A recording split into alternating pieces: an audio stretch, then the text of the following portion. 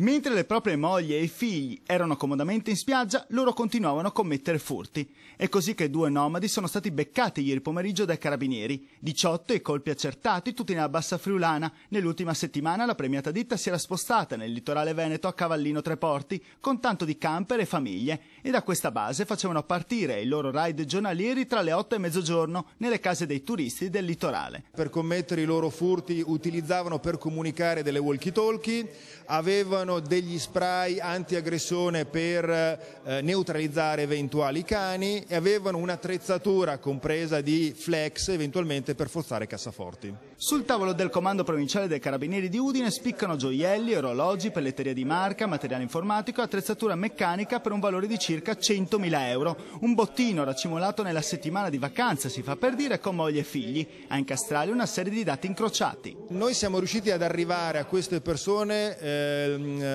analizzando e mettendo in relazione le testimonianze, i vari sistemi di videosorveglianza e le varie autovetture con targhe falsificate da loro utilizzate. La coppia di ladri trasfertisti provenienti da Piemonte e Liguria erano da febbraio nel mirino dei carabinieri di Latisana. Ieri il blitz nel campeggio di Cavallino Treporti.